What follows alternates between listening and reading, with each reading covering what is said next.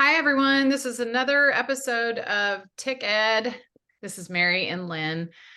We have been busy this summer doing other things besides education, but behind the scenes, we're still keeping a pulse on what is happening. So we wanted to give an update. We've got a couple of things that have come across our phones. And so, Mary, you want to start with that? Well, sure. Okay. Thank you so much. It's great to be back, Lynn, even though, as you said, we've been very busy behind the scenes.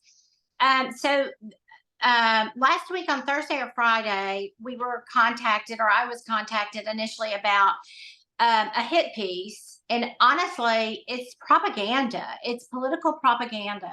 And it's not even based in fact. And it came out, the one that I knew about was on Pam Little. And my immediate thought was, okay, what is this about? Why is this coming out now? This is super early for a political piece. Now, Pam did draw a 2-year ticket so that she has to run again in 2 years because of the redistricting. The seats were half for 2 years and half for 4. Yeah, she And used to be mine, and I got redistricted to Keven Ellis, even Keven. Yes, and so with the redistricting, some got 2 and some got 4. Pam got a 2, and so I thought, wow, that is super weird. And then all of a sudden, I went, no, this is not about re-elections. This is not an election piece. Nope. This is a hit piece on who is going to be appointed chairman. This is air cover for the governor to do something that is unconscionable and unthinkable, that's being driven by the people who are really behind the scenes calling all the shots in politics in Texas. I think whether it's for the Republican Party or the Democrat Party mostly. So it says our schools are under attack, and it has this picture of this male child. Yeah, you're showing it. And the funny thing, and I'm going to pick on this, I don't know who did it, but it's shoddy work at best. It's shoddy work. First of all, it says the left tells our children. Yeah, that's right. Some of the left has, but in Texas, if you look at the vote, because we had a vote on this, Valerie Swanson sponsored a bill that said that for Title IX, it was a huge thing in Austin this past session, and she got a lot of pushback. But at the end of the day, that vote did not go down right or left. That was not a party line vote for that in the House. And the State Board of Education does not write the laws in regards to this. So for them to tie this narrative to the State Board of Education is, again, it's just propaganda. And then it's deceptive semantics, because they are making, like, they have these quotes that are shocking. Boys should compete in girls athletics. It's misleading. It's in a quote that makes it appear that Tom Maynard is saying that. I'm not a fan of Tom Maynard. I think Tom Maynard he's a good old boy who likes to rub elbows with the governor. He's not going to rock the boat. He's going to do whatever gets him a seat at the table and to keep in the good graces of the governor. So he's a weak member. No question he's a weak member, but this hit piece doesn't address why he's a weak member. And this reason that it says the left tells our children there's an infinite number of genders and that all of that is not relevant to Tom Maynard's his record. Correct. Absolutely. It's not relevant to any of them. But I'll go to, it's a shoddy piece. Okay. So it says that it's paid for by Texans for Conservative School Values. This organization is not a registered organization and cannot be found anywhere. So this constitutes mail fraud. This is being sold as a political piece, which I believe it is for political gains. It's for political gains for someone to be appointed by the governor as chairman. That's what I believe this is about. You're now, right. I can only get there by deductive reasoning that within 4 hours of me finding out about it, I find out that this piece was sent out on every member every Republican who has been on the board, with the exception of Evelyn Brooks. Evelyn Brooks was also attacked. Now then, wait, say it a different way. Say it a different way. Evelyn Brooks was also included in this propaganda to Right, say well, that what sets her apart from the others? well, she is one of the new board members. So Right, she was sworn in January with 3 other people, actually with 4 other people, but 3 other conservatives. And actually it was way more. It was not even that. I mean, there were Democrats. There was I can't think of the girl's name right now. Childs, I think I can see her face. Staci Childs. Staci Childs, yes. So there were a lot of people sworn in. There were a lot of new members, but there were 4 conservative members, and there were 4 conservative members who took money from Texas lawsuit reform. And Texas lawsuit reform was very specific and very heavily lobbying the state house this session for charters and for vouchers. Right. And this board that we have that returned has been very scrutinizing about what charter schools they have approved and have not approved. And they passed a law that said that they had to have a supermajority to deny any charter school that the TEA approved the application for. So the application gets approved by TEA, and then it comes to SBOE, and SBOE votes. In the past, it was a simple majority, but again, we have big business, corporate, at the feeding trough of education to make their money off of it, whether it be through the HISD takeover, or whether it be through vouchers, or whether it be through charter schools. Mm-hmm. So this propaganda went out on Pat Hardy, Pam Little, Audrey Young, Will Hickman, Tom Maynard. Who else? Oh, and Evelyn Brooks. Audrey, and there's Evelyn. Can you see those okay? Yeah. So they're all a little different, but they're basically the same. And they have the same language. It's the same people in this Texans for Conservative School Values. And so what we're seeing is infighting right against right. But it's really it's those who are pro privatization versus those who are pro public schools. So you can be conservative and you can have your children in public schools, or you can be conservative and you can be on the state board of education and fighting all of the things that this mailer is talking about, which is essentially what I did when I had kids in public schools. Now, I hate to use the word nuanced, but it is nuanced. And so we're going to go through these. Holly, our friend Holly Plemons, made this graphic because this is what I was going to do. I was going to list them all so people could understand. It's a 15-member board, and you have a chair. So you've got dirty politics in Texas SBOE from Holly, she says. District 2, LJ Francis. So LJ, Julie Pickering, Keven Ellis, and Aaron Kinsey were not on the mailers of the Republican Party, but the Keven is not included because Keven is the current chairman, and Keven does not vote except to break a tie. Right. So he literally could not be included in that. Now, the other thing that I want to call notice to on this mailer, one that really burns me up, is you have those people who think that they should be all, know all, and have control over education. Send out a flyer that has a typo in it. The left tells our children there are an infinite number of genders that boys should complete in girls' athletics, and that we should be ashamed of America and its values. The Democrats are fundamentally transforming America through the indoctrination of our children. Meanwhile, Pat Hardy, whoever you want to name, says votes with the Democrat minority 96% of the time, and then they use an asterisk. And then the asterisk tells you that it's record votes, SBOE meetings 2023. They've taken 2 record votes that I could find. So, and SBOE, I went back and read all the minutes, and I've watched some of the videos. And by the way, I'm going to just use my experience card here. I don't miss too many SBOE meetings in person, no, we traded off this year in 2023, and I would be in one building and you would be in another, or we would have, coverage by different people in different places. So I wasn't at SBOE all of the time where I have been in the past. However, I have never, ever felt that, that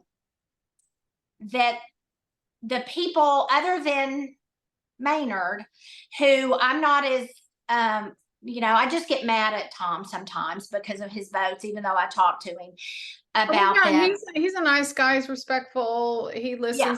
He tries to understand. He just doesn't. I mean, he's former shop teacher.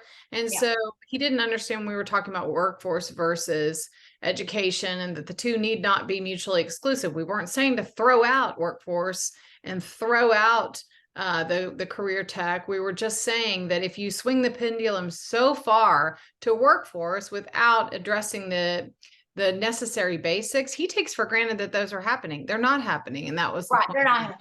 But the thing he doesn't get it. He doesn't know what he doesn't know. You cannot look at that board and say prior to 2023 that they voted with the Democrats, because they absolutely did not. They absolutely did not. Now then, the law changed, and they expected to get these charter schools all through, and they didn't. And they also expected Evelyn Brooks to vote along with Julie Pickering and whatever Julie ordained, which Julie, in my opinion, is controlled by Dick Weekly. Yes. And that she is Billionaire Dick Weekly. We need to, let me explain. Billionaire Dick Weekly, if people aren't familiar, is Weekly Homes. And did you say that about TLR before? That it's Dick? I don't remember who said I did not. No, I said I just used TLR. But the other thing is, you need to know that they sponsor a lot of the charter schools. I mean, Holly, who we mentioned earlier, her son just got into a Good Heart charter school, and they have a huge banner that says Weekly Homes. Thank Weekly Homes for their donation to Good Heart charter schools. And again, we're not picking on charter schools. I mean, one of our we can pick on. Well, I mean.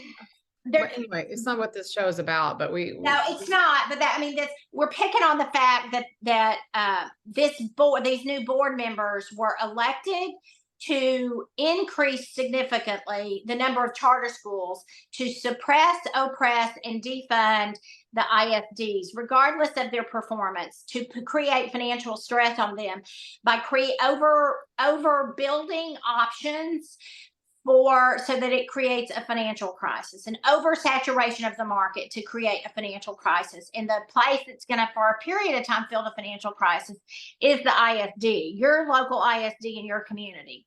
Now, okay, so let's reiterate the reason for the timing for this mailer, because we got that question from a couple people we know, or a lot of people. Hard and fast. This is to provide cover so that the governor can appoint Julie Pickering, somebody who has no experience. Well, wait, it could be because the governor doesn't really prefer women. He generally picks men. So it could be Aaron Kinsey. Most of his boards and commissions are predominantly men. So he will probably like Aaron because he's a military guy and he's the chosen one. But we could be wrong. Julie is very convincing and very charming. Wants it. Julie wants that position. Julie's more experienced than in the educanese than Aaron is. Aaron is green, thinks he knows, everything, but he's got a lot to learn. He's got a big learning curve with the language that they've co-opted in education. Julie knows how to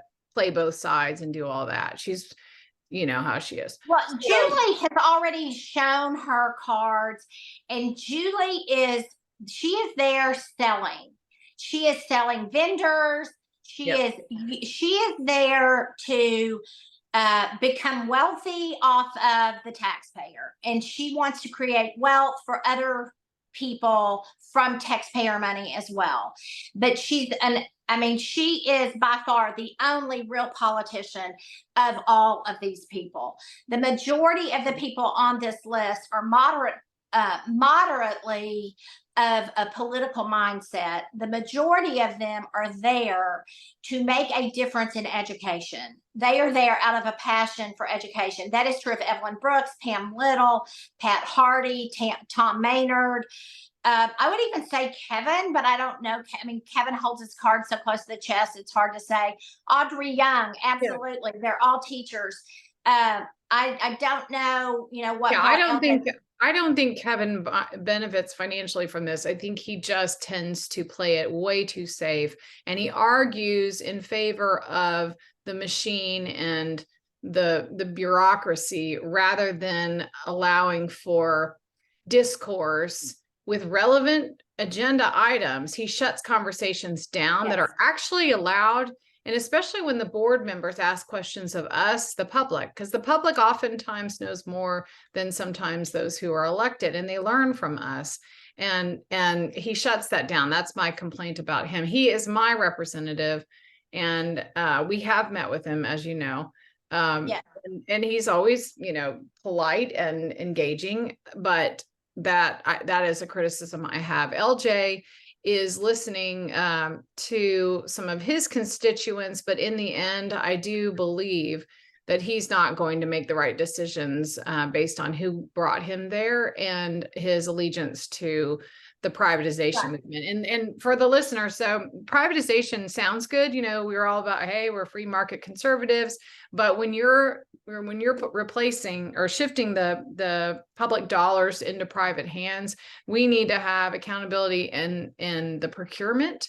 And what happens with charters, if you want to use that as an example, that just creates 2 lanes of education, which of course you and I, Mary, we know that's creating 4 lanes because you've got public schools, charter schools, the vouchers, which will not solve anything. I'm going to save the taxpayers any money is going to add to it. And then you've got the virtual schools, which will morph into from the charters will morph into those. So we're talking about a major agenda here by there's a groundswell of billionaires and millionaires who are there, and in a lot of ways they are connected, and they're working together in unison to take over with Mike Morath, the Commissioner of Education, and some of these trustees or these State Board of Education members. And so this is a real agenda, and we busted this Texans for Conservatives, this nebulous group, right? Texans for Conservative School Values.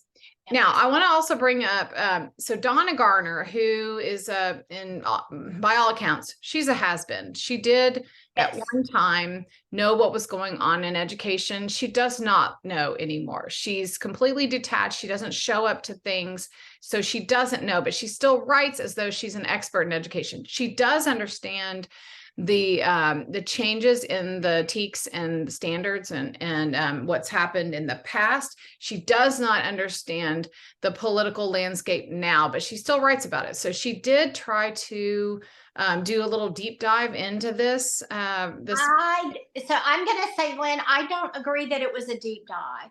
I believe what she was doing is that she was trying to quash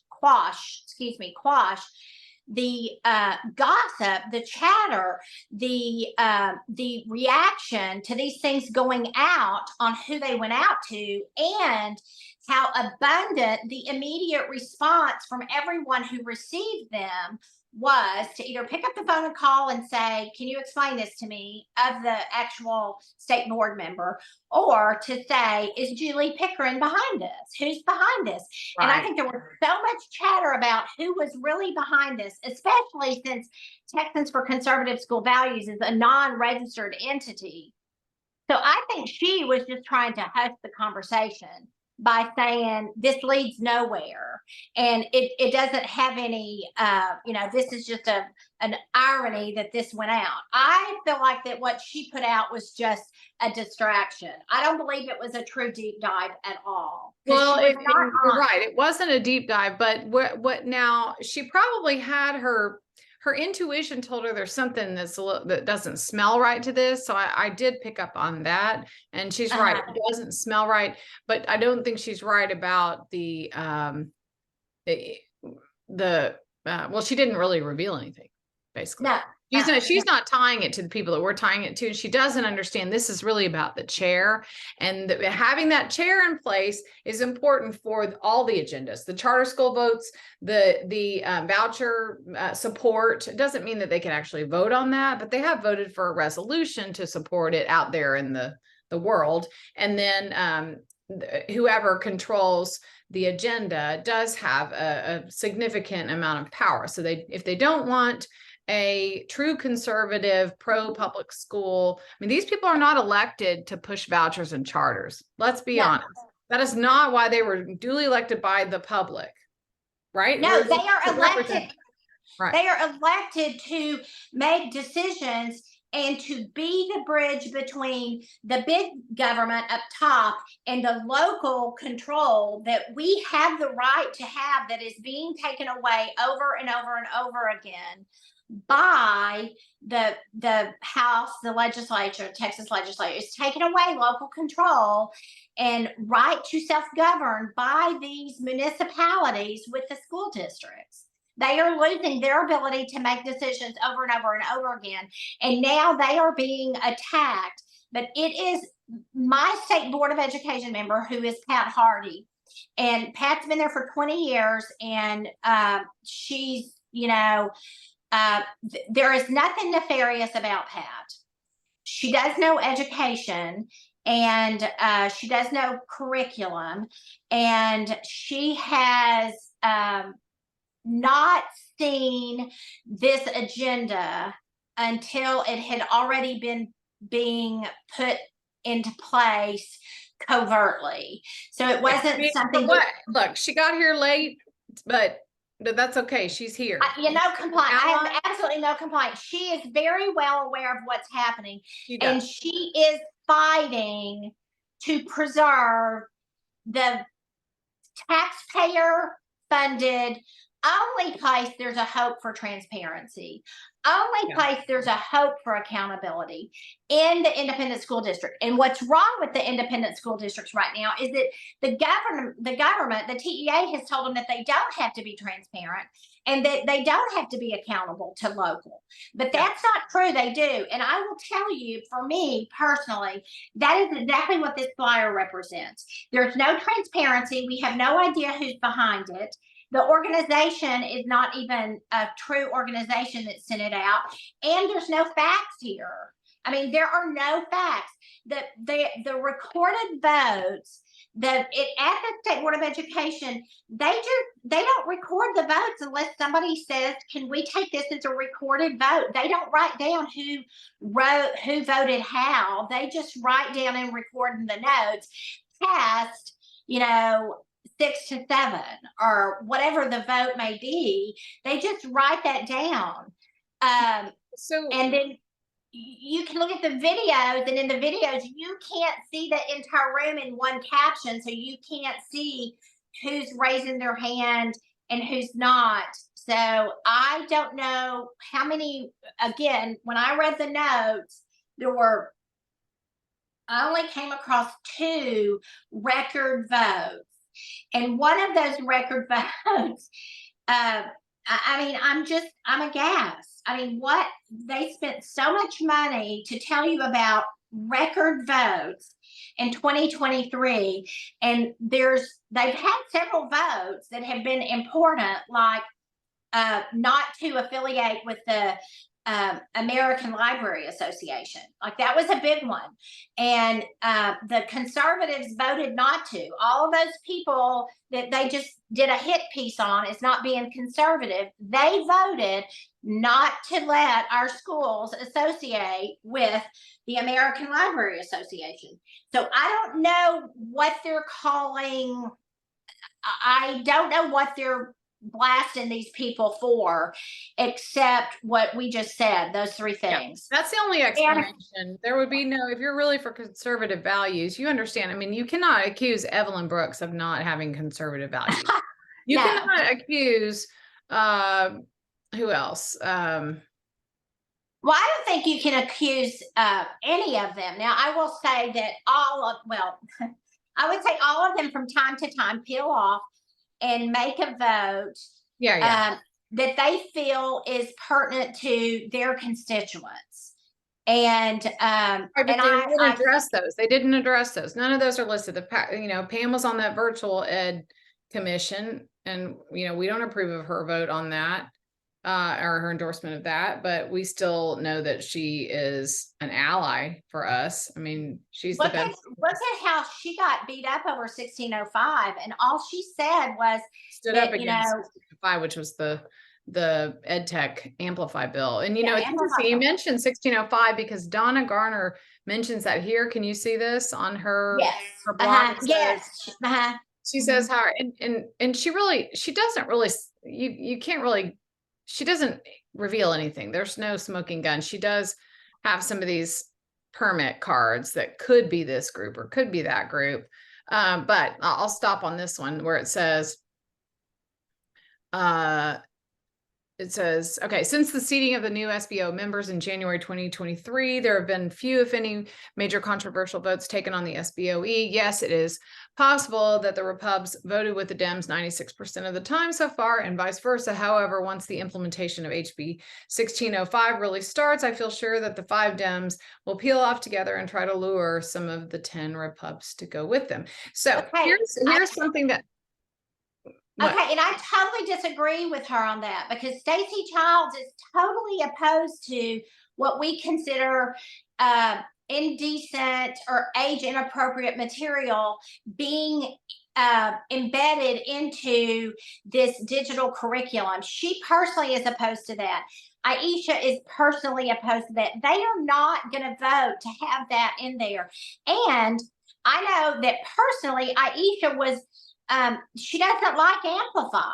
Now, I have not spoken to Staci about Amplify, but I know that they did not approve of Amplify. They did not see the return on the investment of Amplify in here. So I don't even agree with Donna on that, but I do know. Well, that's, again, she doesn't know. She was also in support of 1605. And Donna should know that technology is not the best way for children to learn. So somehow she's sold out. Marath got to her. I've seen it time and time again. He knows how to woo older women, and I don't know how he does it, but it's got to stop. And she should not support him, but she does. So he's won her over. Shame on her because she knows. Was she behind this?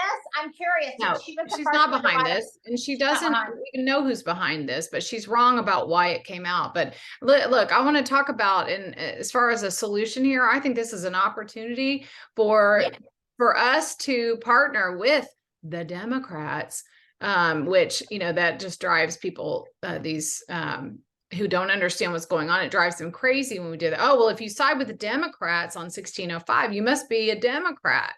No, it's because that it's not, that the technology and the money that's going to be spent on that technology should be going to teachers and students.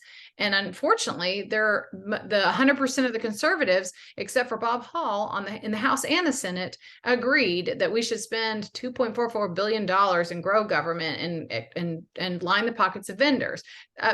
Unfortunately, the Republican Party doesn't put their money where their mouth is. They give their money to vendors. So, okay, so the strategy is, I believe we should, if we could get the Democrat state board members to understand this is a real opportunity to expose this and think about the coalition, I guess, or the joining of forces to get, they should want someone like Pam Little to be the chair because they don't have a choice. The Democrats are not going to get a Democrat on there. Governor Abbott is not going to pick any of those Democrats. Correct. We were 100% sure of that. So if he's going to pick someone, wouldn't they want the most pro-public education, the most knowledgeable conservative on that board? And that I would think that they could get behind Pam over any of those other wingnuts, as the article called them, the newly elected Aaron, Julie, or LJ. I'm not calling them wingnuts. That's what the article. I'm going to talk about. That's a political view of it for sure. But I want to talk about a resume review of it. Pam's resume is very deep in curriculum and instructional material. Right. And Pam has, on multiple occasions, taken a very horrible set of TEKS that came out of TEA, very far left, And she has been a part of substitute, putting forth a change to bring those teaks back to slightly center right. That is a very talented board member. I mean, it's not even left, right. It's just not age appropriate. It's whatever you want. I mean, I don't care. I mean, I'm just saying, like, if you want to take politics out of it, like, look at the content. It's crap and it's not age appropriate. Like, Pam knows how to review this stuff. She understands instructional. She understands the standards. She understands what age they need to know these standards. And she's a conservative. So it's a slam dunk. Like, why would they? And, absolutely, it's a slam dunk. The other thing is the most one of the biggest things on the SBOE agenda in the next 2 years is curriculum, especially with the passing of House Bill 1605. It is about curriculum. Absolutely. So if there is one thing that SBOE has to be absolutely brilliantly led on, is curriculum.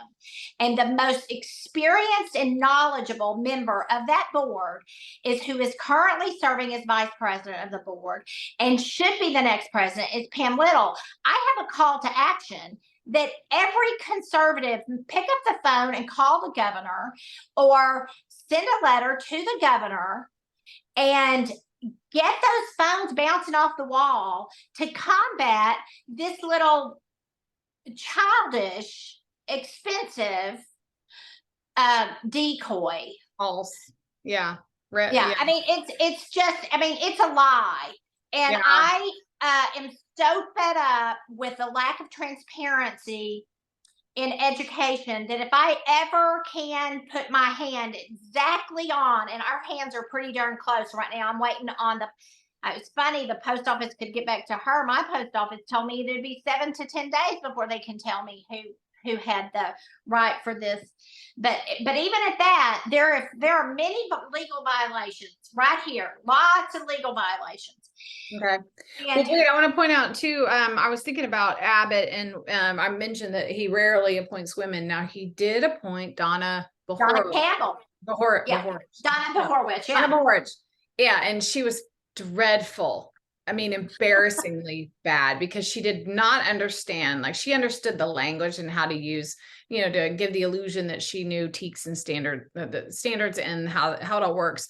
But she was not a good defender of the Republic, in that she didn't say a word about the Marath agenda with the vendors, the crony deals, the public-private partnerships. She knew none of that. Or if she did know it, she was not saying a word about it. She was cozy with the governor. She did his bidding. She played it safe.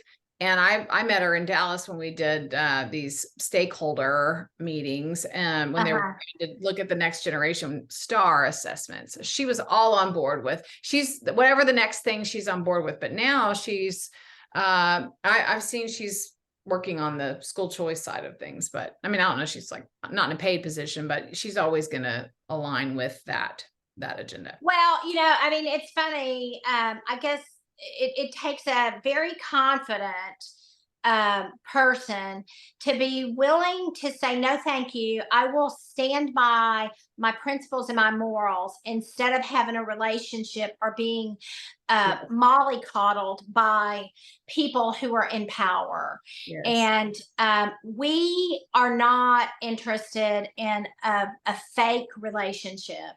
Because if we take the bait on fake relationships, then that is what gets sold to the children. And somebody has to stand up. We have to draw a line in the sand. And we've drawn many lines in the sand. And my line in the sand here is Julie Pickering is not qualified.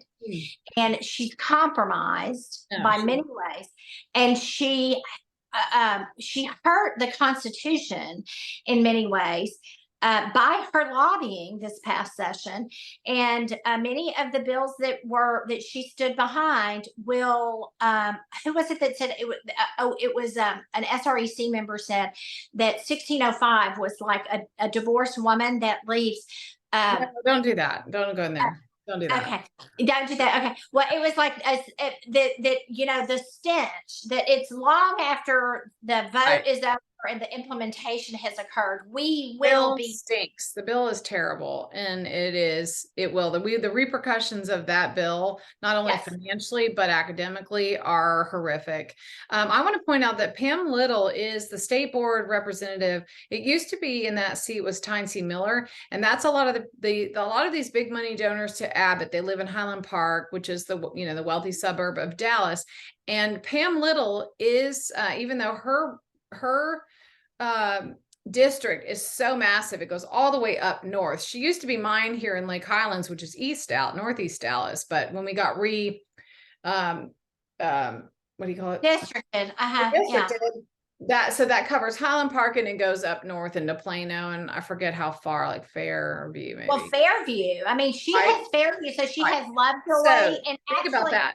My point is that a lot of the big money donors who we've been trying to get at some of these big money donors, which is why you and I went to visit with Dick Weekly in Houston, is that for them to understand you're funding something that is unconstitutional, it's un-American, it's not, you don't know what you're actually funding the wrong side of things.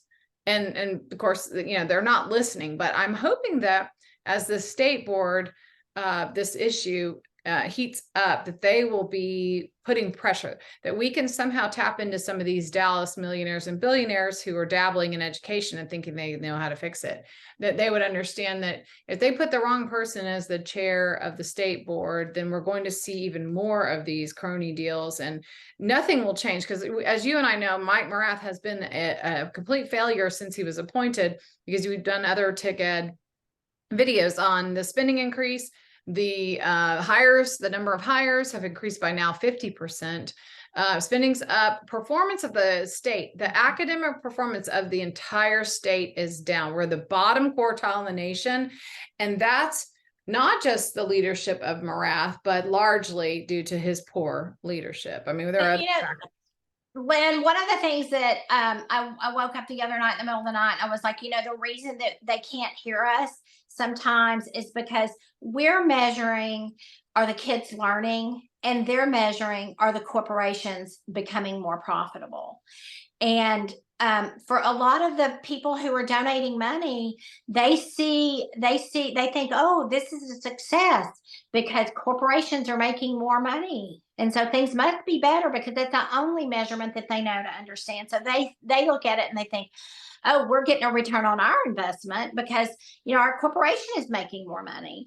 So, and as we always say, that there are too many real estate deals happening that through education. There's too many mental health deals happening through education. We have got to gut education, and that's going to have to be done at the legislative level. But the governor has the ability to do the right thing for the children and for education, and not go along with his big donor and his puppeteer.